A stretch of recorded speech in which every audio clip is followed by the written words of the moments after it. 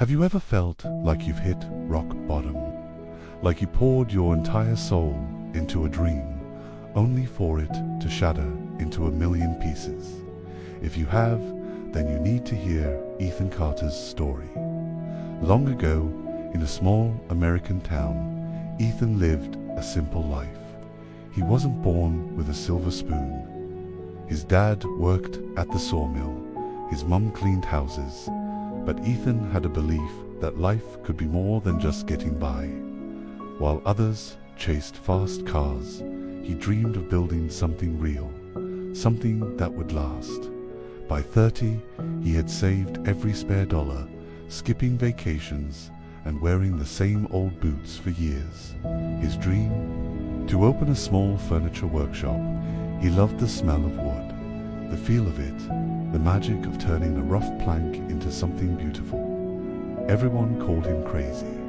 Big companies will crush you, they warned, but Ethan believed in quality. He emptied his life savings, took out a loan, and rented an old warehouse. He fixed up second-hand machines and poured his heart into every corner of that dusty space.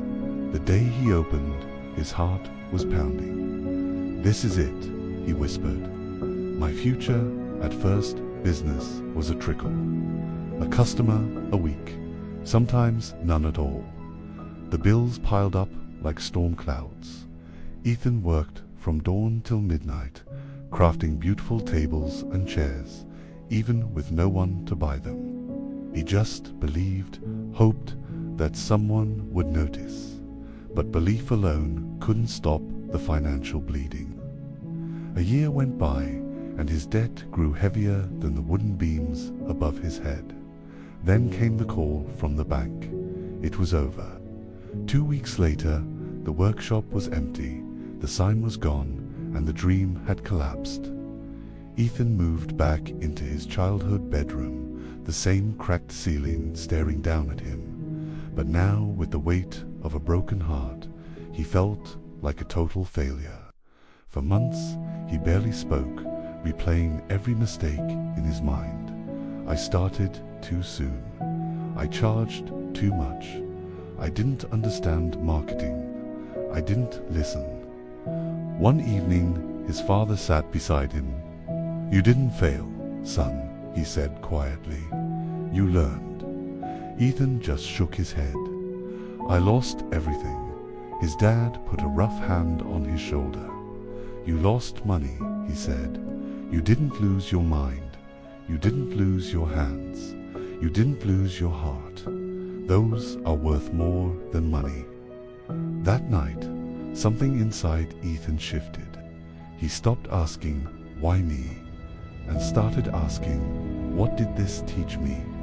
He grabbed a notebook and wrote down every single mistake, every bad decision, every wrong assumption. Then he wrote what he would do differently. He realized his craftsmanship was never the problem. It was his lack of business knowledge. So Ethan went back to school, the school of life.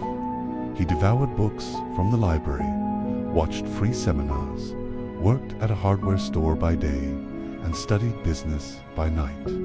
He learned about pricing, marketing, and budgeting. It was slow, exhausting work, but this time it was purposeful. Years passed. When he finally felt ready, he didn't rush into another big workshop. He started small, from his garage, repairing broken furniture. He posted photos online, offered fair prices, and most importantly, he listened to his customers.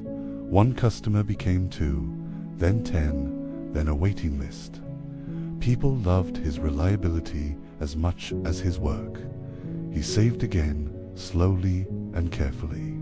This time, he rented a modest space, bought only what he needed, and kept his ego in check.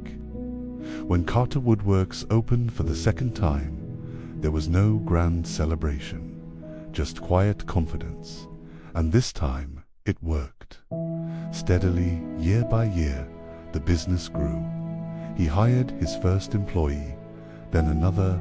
He trained them, treated them fairly, and paid them on time. A decade after his crushing failure, Ethan stood in a bright, bustling workshop filled with the sounds of saws and laughter. He wasn't flashy rich, but he was stable, respected, and proud. One afternoon, a young man, nervous and hopeful, walked in. "Sir," he said, "I want to start my own business, but I'm terrified of failing."